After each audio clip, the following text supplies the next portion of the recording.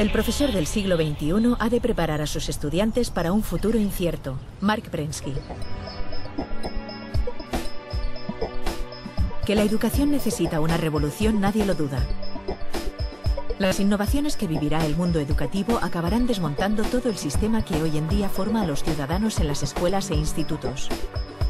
En este proceso, la tecnología, las redes sociales o los videojuegos tendrán seguramente un papel importante. Serán herramientas valiosas para transmitir nuevas habilidades a los jóvenes, las que verdaderamente necesitan para llegar a la vida laboral y desenvolverse socialmente en entornos cambiantes.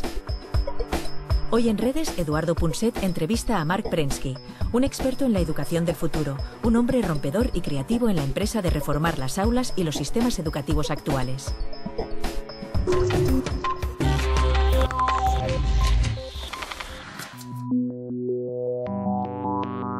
Los niños de hoy son distintos de lo que éramos los mayores de ahora, porque si somos distintos de lo que son los niños hoy, entonces no cabe ninguna duda de que hay que transformar, hay que cambiar el sistema educativo. Un sistema educativo no puede estar calcado para confabular o reproducir el pasado, sino que tiene que ser un sistema que permita a los niños del futuro conseguir el trabajo que buscan y que ahora no encuentran.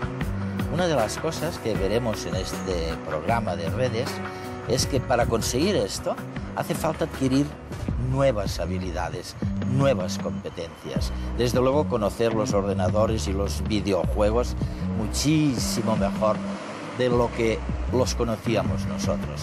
Pero también aprender a trabajar en equipo, saber algo de lo que significa la invención o la innovación disruptiva y sobre todo, por supuesto, saber gestionar las emociones básicas y universales con las que venimos al mundo.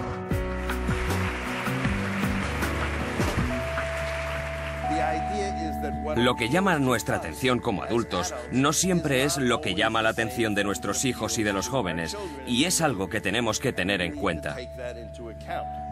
A mí me gustaría centrarme en cómo podemos conseguir que nuestros alumnos estén más implicados en su propio aprendizaje, cuál es el papel del profesor en el aula del siglo XXI y cuál es la función de la tecnología en el proceso de aprendizaje del siglo XXI.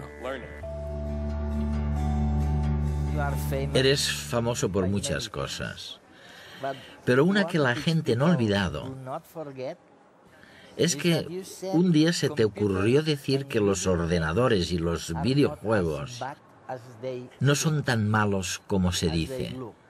¿Por qué no le explicas a nuestra audiencia por qué, a los telespectadores? Estoy seguro de que muchos tienen sentimientos negativos en relación a los ordenadores y los videojuegos. Bueno, el problema es que la mayoría de la gente que piensa así no es aficionada a los videojuegos, por lo que no tienen ningún conocimiento directo, simplemente escuchan lo que dice la prensa. Es cierto. Y la prensa ha sido nefasta porque, ¿qué hace la prensa? Pues insisten en todo lo malo posible y montan una gran historia de por qué es malo, por qué esta persona se ha quedado como hipnotizada o lo que sea. No escriben sobre lo bueno. Así que la opinión pública tiene una idea totalmente opuesta a lo que es. Creen que los peligros son grandes y los beneficios escasos. Pero en realidad, los beneficios son muchos y los peligros son escasos, reales, pero escasos.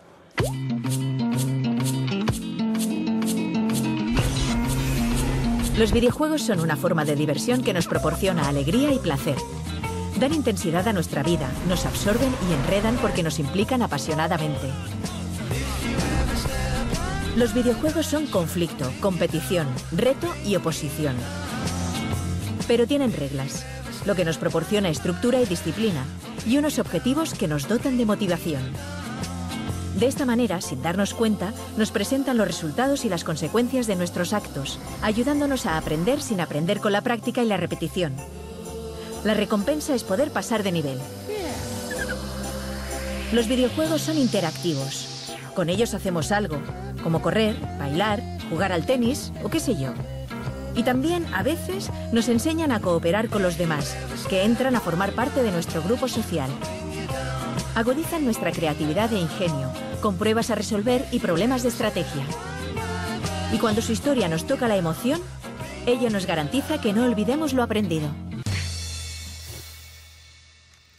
¿Y cuáles son esos beneficios? Quiero decir, si reflexionamos un poco, ¿son mejores médicos ahora? ¿Mejores soldados? ¿Son mejores profesionales? Me refiero a los que han practicado videojuegos. Son todas esas cosas. Y lo interesante es que los que ahora tienen unos 30 o 40 años y que crecieron jugando con videojuegos, parece que son mejores médicos. Sobre todo aquellos médicos que operan por cirugía laparoscópica. Hay estudios de investigación que lo demuestran científicamente. Son mejores músicos, mejores constructores de montañas rusas, porque son literalmente constructores de montañas rusas, mejores hombres de negocios, mejores empresarios. Y la razón es que los videojuegos te enseñan a asumir riesgos. Aprendes a actuar a partir de un feedback. Aprendes a tomar buenas decisiones.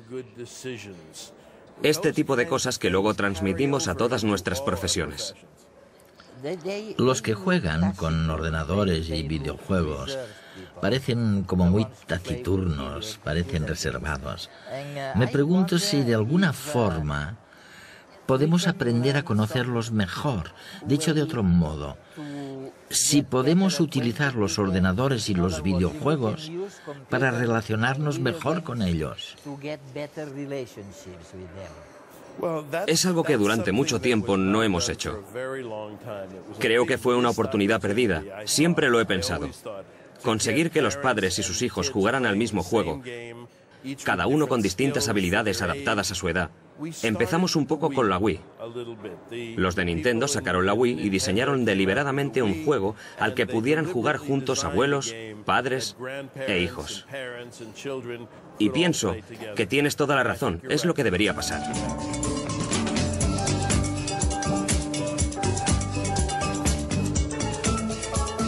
Ventaja de los videojuegos, por una parte, es que es un juego que resulta muy atractivo por todo lo que es imagen y pantalla. La imagen capta muchísimo la atención del niño y del adulto que va a jugar, ¿no?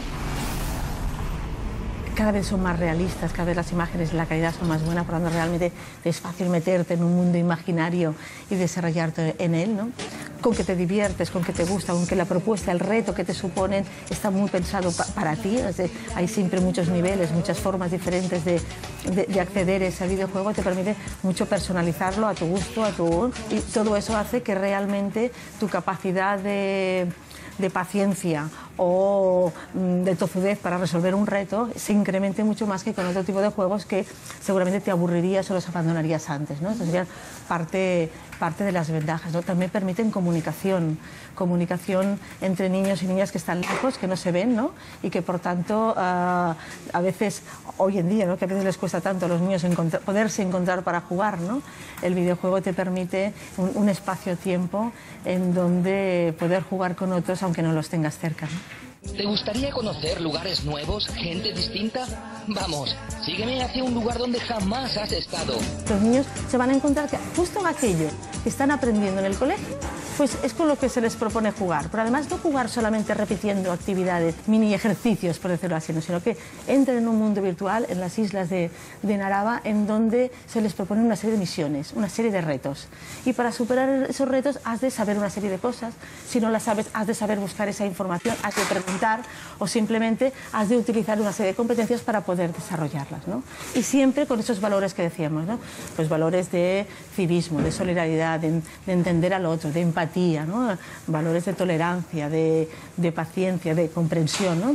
Todo eso lo has de poner en marcha para conseguir superar los retos que se te proponen en estas edades de 4 a 8 años, ¿no? Porque el juego es algo un poco mágico, ¿no? Cuando un niño que juega interpreta o ve demasiado claro que tú adulto estás queriendo sacar un beneficio, un aprendizaje, algo en ese propio juego, el juego es como si desapareciese, ¿no? En este mundo, tú eres el protagonista. El juego necesita sentirse libre. El juego necesita un margen de error, ¿no? El juego necesita colocarte en una posición psicológica en donde te sientas libre para crear y libre para equivocarte. En la medida que ves un ojo ahí que te está controlando, el juego se reprime, se inhibe, ¿no? Escucha, hay una cosa que... lo que tú llamas los nativos digitales. Los nativos digitales y los inmigrantes digitales, sí. Quiere decir que nacieron con los videojuegos.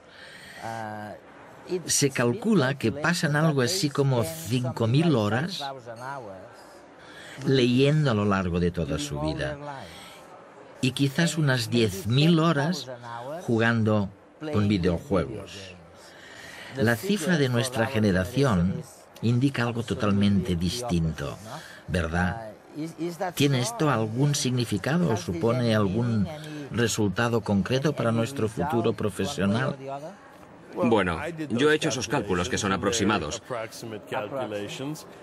Pero sí es cierto que las consecuencias son muchas. Porque leer conlleva que haya una historia, una lógica.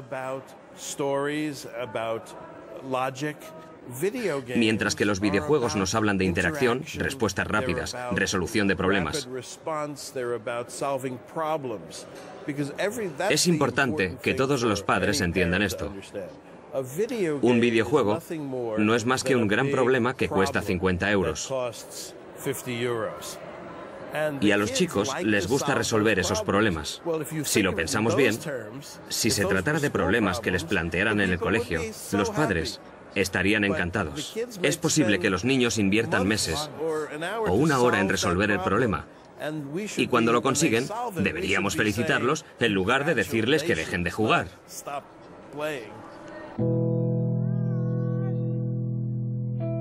Es decir, un nativo digital se llama aquel niño que ha crecido rodeado de ciertos elementos tecnológicos. Puede ser en casa, equipos de audio, smartphones, ordenadores portátiles. Toda esta tecnología que para nosotros ya es común, tanto en nuestras casas, en este caso en nuestro colegio, ellos no les ha supuesto una nueva incorporación. Han nacido envueltos de todo esto. Yo pongo siempre un ejemplo. Antes comprabas un aparato electrónico y lo primero que hacías era sacar el libro de instrucciones y leértelo. Ahora, cualquier alumno de los nuestros saca cualquier dispositivo tecnológico de una caja y automáticamente lo pone en marcha. Bueno, yo creo que la diferencia principal en lo que se ha dado en llamar un nativo digital y una persona de otra generación anterior que se ha incorporado a la tecnología a su vida posteriormente es que esa tecnología la va a asumir o la va a hacer suya con mucha mayor dificultad porque es desconocida y además porque necesita crear la necesidad de darle un uso. Es decir, nosotros antes teníamos todos un teléfono en casa y era el único teléfono que había en toda la casa y además iba enganchado a un cable. Cuando aparecieron los primeros teléfonos móviles, había gente a favor y en contra de llevar un teléfono móvil. Gente que creía que lo iba a necesitar y gente que no. Hoy, el gran tanto por ciento de la población lleva un teléfono móvil. Antes te podías plantear si para tu trabajo ibas a utilizar un ordenador o no. Ahora, un porcentaje muy alto de la población utiliza ordenadores y nadie se pregunta si lo necesita o no. Se han ido incorporando esos medios a base de crear una necesidad previa. Pero eso ha supuesto un gran esfuerzo porque han necesitado un aprendizaje a posteriori para manejar estos dispositivos. ¿Podríais vivir sin todos estos casados? No. Pero ¿cómo quedar con los amigos? Yo no sé cómo lo hacíais antes, pero...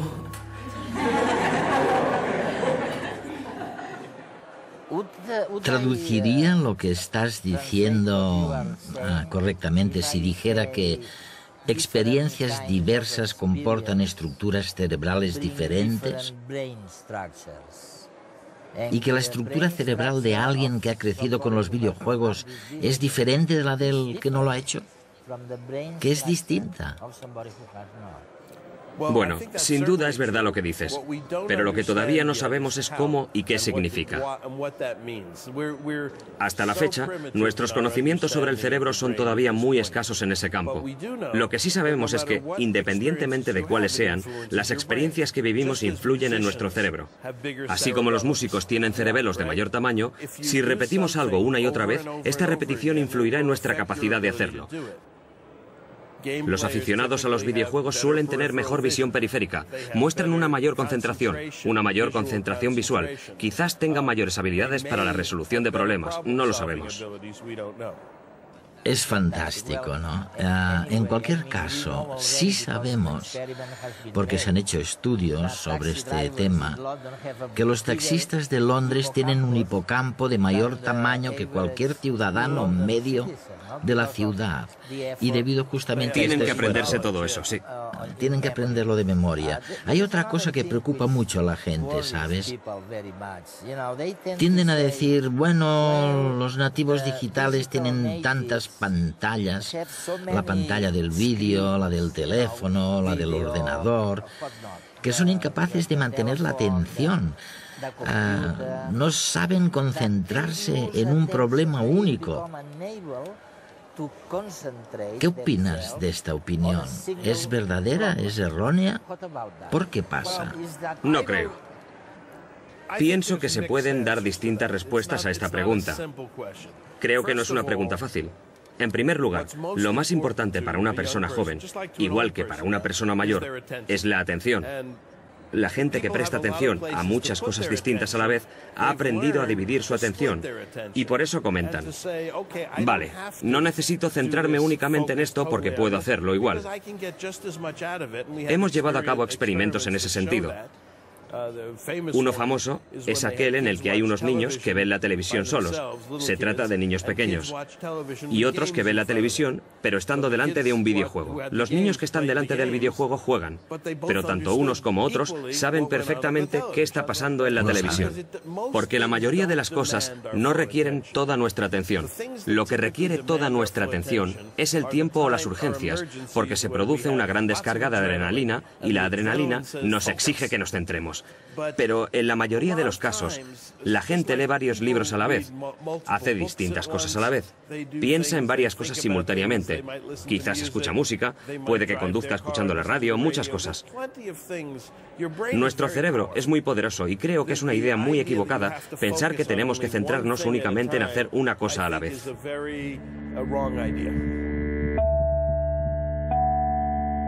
En una clase tradicional, las clases eran como mucho más uniformes, mucho más dirigidas y mucho más pautadas desde el comienzo del día hasta el final del día.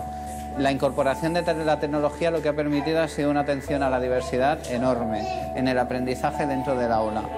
De tal manera que puedes tener un alumno o un grupo de alumnos realizando una actividad, otro grupo de alumnos realizando otra actividad y cada uno está aprendiendo algo diferente en ese momento. La tecnología nos ayuda a saber cooperar con los demás, a acceder a la información, a realizar tus propias presentaciones, tus propios diseños. O bien, nos sirve de apoyo para aprender otros idiomas o a leer. La tecnología es parte de nuestro mundo y del mundo del trabajo. Por eso la educación tiene que adaptarse a las necesidades futuras de estos alumnos. Si no sabes usar un ordenador, pocas cosas podrás hacer. Y también, no sé, aprender a usarlo y las diferentes opciones que tienes con internet y con un ordenador. Es evidente que existen riesgos. Por ello, el alumno debe aprender a responsabilizarse de su propio aprendizaje, de sus limitaciones y puntos fuertes, así como de los problemas que tienen estas y otras tecnologías. Podríamos estar hablando desde peligros reales que hay en internet, peligros a la hora de mostrar datos personales o tu intimidad, peligros a la hora de que también ese internet te haga perder una visión, digamos, de la realidad. Todo eso es lo que tenemos que enseñarles a los chavales, porque internet no va a desaparecer, van a tener que convivir con ella y a medida que crezcan tendrán que adaptarse y utilizarlo adecuadamente. El cambio que está pidiendo la educación ha de ser realista, adaptado al momento actual.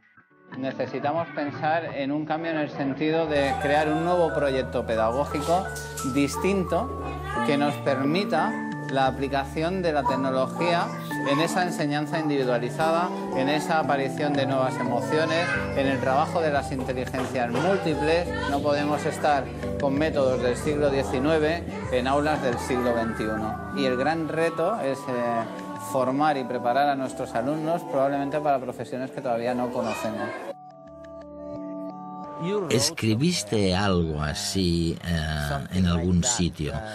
Hablabas de un estudiante que no prestaba atención y tú dijiste que no era un problema de déficit de atención, sino simplemente que el estudiante no escuchaba. Sí. ¿Qué querías decir exactamente? Quiero decir que no es que los niños no puedan prestar atención. La gente se equivoca cuando los culpa de no ser capaces de estar atentos durante un buen rato. Lo que pasa es que los niños deciden no prestar atención. Si reúnes a un grupo de niños que tú crees que les cuesta estar atentos en la escuela y en cambio los colocas delante de una película que dura 3 horas pero que realmente les interesa, la mirarán y estarán atentos durante 3 horas o ante un videojuego o cualquier otra cosa que les resulte atractiva, pero les cuesta estar atentos cuando se trata de aprender a la vieja usanza. Muchos chicos dicen que cuando van al colegio y entran en el edificio tienen que desacelerar. Y no se refieren a los aparatos que llevan consigo, sino a su cerebro. Quieren decir que pueden hacer cosas mucho más poderosas fuera del colegio que dentro. Llevan consigo herramientas muy potentes. Quieren que su educación les permita no solo utilizar dichas herramientas, sino hacerlo de verdad. Algo muy distinto de lo que escuchamos decir sobre qué es importante la educación. De verdad, quiere decir que puedes influir en los resultados. Es decir, que los niños puedan elegir a los ganadores de lo que en España llamáis Operación Triunfo. Pueden votar. Saben que pueden hacerlo. Pueden influir en la política de un país. Pueden hacer cambios. Pueden hacer que las empresas cambien. Ahí va un consejo para vosotros y para nuestros estudiantes. Os recomiendo... ¿Para qué queremos las corbatas? Yo no llevo. Son horrorosas. Molestan en el cuello. Iniciemos una campaña a ver si como sociedad podemos eliminar las corbatas. ¿Por qué no? Seguro que lo lograríamos. Marc, una cosa. Será mi última pregunta, que me encantaría mucho que pudieses contestar. ¿Cómo es posible que los niños pasen tantas horas con los videojuegos jugando con el ordenador? ¿Es porque obtienen algo a cambio? ¿Están inmersos en el flujo, como dicen algunos amigos míos, que son psicólogos? ¿Es porque les gusta la interacción social? ¿Por qué es lo que más les gusta? Bueno, pues porque es la época en la que viven. Un amigo mío solía decir, tienes que vivir tu tiempo. Y vivimos en una era de pantallas. Hoy en día, muchas de las cosas que les interesan suceden en pantallas, grandes o pequeñas, lo que sea. No siempre va a ser así. Tenemos los hologramas y otras muchas cosas. Hubo un tiempo en que la gente se quejaba porque los niños se enfrascaban en libros y no levantaban la vista. ¿Por qué se pasan el día entre libros?, decían. Ahora, a la gente le encantaría volver a esa época. Yo creo que es normal, porque es donde radica la acción. Es ahí donde están sucediendo las cosas interesantes. En nuestros días ocurren en pantallas de todos los tamaños. Por eso pienso que es normal que los niños miren a su alrededor y vean qué hay de interesante. Soy un niño, soy nuevo en este mundo. ¿Qué hay de interesante ahí? Ah, mira. Aquella pantalla, ¿no? Los bebés lo saben porque es ahí donde focalizan su atención. Así son las cosas y me parece sumamente interesante.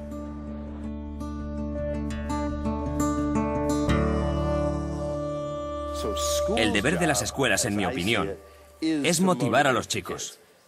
Este es el motivo por el que no van a dejar de existir los profesores. Es la razón por la que no van a perder sus trabajos, ya que muchos están aterrados en ese sentido. Su trabajo es darles luz. ¿Tienen nuestros hijos trastorno por déficit de atención? Esto es lo que muchos creen. Les damos Ritalin y otros fármacos. Esto es lo que dicen nuestros hijos. Yo no tengo déficit de atención, simplemente no estaba escuchando. Un amigo mío que es profesor les llama IOI. Interésame o irrítame. Pero no despertamos su interés, los irritamos. Se suben por las paredes, hacen comedia. Pensamos que algo va mal, pero lo único que va mal es que no hemos despertado su interés. ¿Y cómo lo hacemos? ¿Cómo encendemos las luces para estos chicos?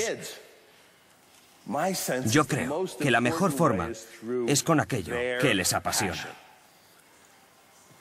Y creo que así toda esa mala prensa en torno a nuestros chicos la vamos a ver con otros ojos. Voy a darles una metáfora nueva. Digamos que nuestros chicos son cohetes espaciales. ¿Qué quiere decir? Pues que van rápido, que se lanzan de cabeza a lugares desconocidos, que son muy volátiles, que son difíciles de controlar con precisión como los cohetes de verdad. Necesitan ser programados adecuadamente, necesitan combustible adecuado y buenos pilotos y quizás requieran algunas correcciones a medio camino como los cohetes de verdad. Pero tienen un retorno potencial enorme. Todos los chicos lo tienen y es lo que tenemos que descubrir. Lo que más me gusta de esta metáfora es que si los estudiantes son cohetes espaciales, ¿en qué se convierten los educadores? ¿En especialistas en cohetes? Así que la próxima vez que alguien les diga que la educación no es una ciencia espacial, tenéis que contestarle que sí, que es más difícil, porque los cohetes obedecen a las leyes de la física, pero a veces no sabemos a qué leyes obedecen nuestros hijos. Todos sabemos que las herramientas están cambiando en el siglo XXI. ¿Y saben qué, amigos? Los profesores son una herramienta. Somos una herramienta para educar a nuestros hijos. No tenemos por qué ser una muy buena, ya que somos humanos, somos los mejores, pero sí tenemos que ser herramientas del siglo XXI. Nuestra función está cambiando porque no solo tenemos que prepararlos para los exámenes, sino que tenemos que prepararlos para el futuro desconocido. No solo tenemos que preparar a nuestros chicos para que se gradúen y vayan a la universidad, tenemos que ayudarles a descubrir sus pasiones. Eso es lo que tenemos que hacer. No solo tenemos que ayudarles a leer, escribir y vivir en nuestro mundo, sino que también tenemos que ayudarles a vivir en el mundo futuro, donde la mayoría de la información no se transmitirá por escrito. Así que tenemos que pasar de ser el profesor, el controlador, el director del aula, a ser el entrenador, el guía y el compañero.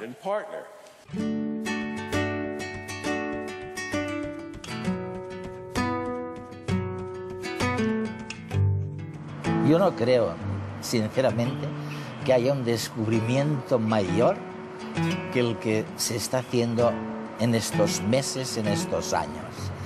Y es el saber que podemos incidir, que podemos transformar la estructura cerebral de los jóvenes mediante una nueva educación.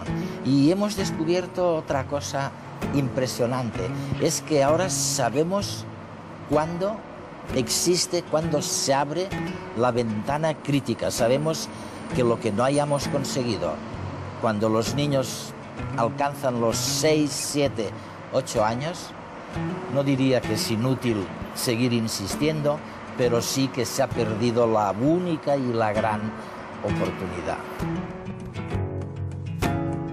La antigua forma de enseñar es aburrida. La nueva se basa en que los chicos aprendan solos. Mark Prensky.